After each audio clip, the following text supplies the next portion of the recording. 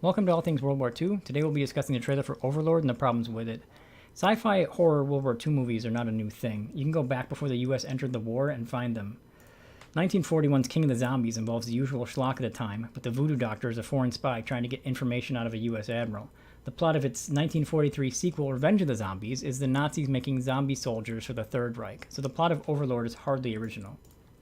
I don't mind historical fantasy, or whatever you want to call it. I do, however, mind when the period of the war is not treated with respect. In my opinion, if you're going to make a period film, you should get the period part right. Sometimes this means showing things how they were and not how they should have been. So the elephant in the room, of course, is race. Before we get started, let's just get that out of the way. There were no black paratroopers that made combat jumps in World War II. Segregation of the U.S. Army was ended under Truman in 1947.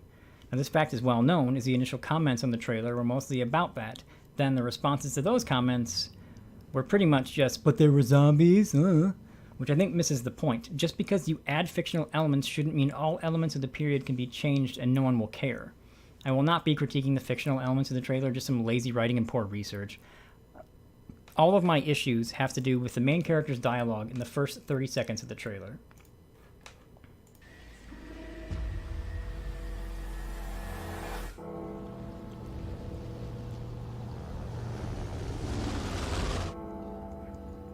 Three months ago, I was cutting grass in my front yard.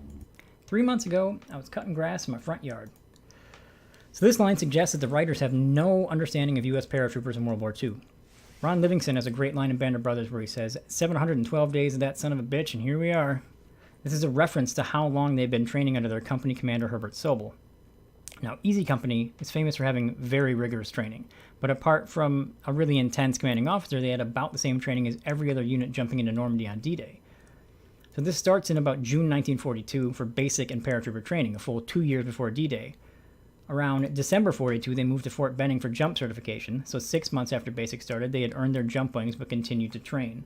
By July 43, they were incorporated into the 101st, but were at Camp McCall for extensive field exercises, roughly a year in now. So in September 43, they arrived in England, where they did more field exercises, training, and jumps for the next 8 months. All in all, paratroopers of the 101st had 2 years training before jumping on June 6th. So the idea that a paratrooper in a C-47 on his way across the channel was at home 3 months prior is just ridiculous.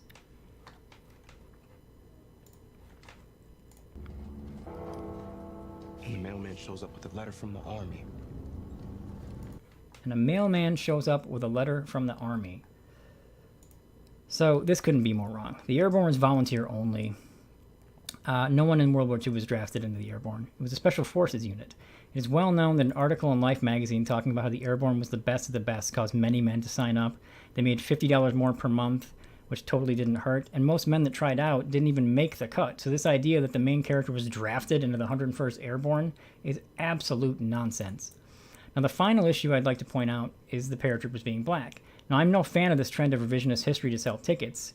Pretty soon you'll have kids that have no idea what happened during the war, as media has skewed it to fit the current political ideology. My issue, though, in this particular case, is not just rewriting history, but erasing it. There were actually black paratroopers in World War II. They did not see combat, but they did exist. In 1943, an experimental unit was formed at Fort Benning from members of the all-black 92nd Infantry Division. After months of training, this was designated as the 555th Parachute Infantry Battalion, known by their nickname the Triple Nickels.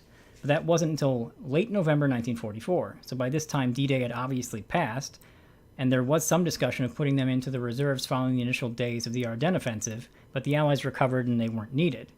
So it was decided to send them to the West Coast to fight the fires started by the infamous Japanese balloon bombs that were being sent across the Pacific. They would at times be parachute dropped in to fight fires in remote places, and apparently helped develop what is now called smoke jumping. Records, though, say they did not fight fires started by the bombs. After the war, they were folded into the 82nd Airborne, which then became the first desegregated unit. Many of the men of the 555th would later jump into combat in the Korean War with the 82nd, thus becoming the first black men to do so. I feel that a film putting black paratroopers into the 101st on D-Day is not only stupid, it's disrespectful to the men that actually were the first black paratroopers to jump into combat. The rest of the trailer and the movie, it's fiction, and I don't have a problem with fiction. But get the historical part right.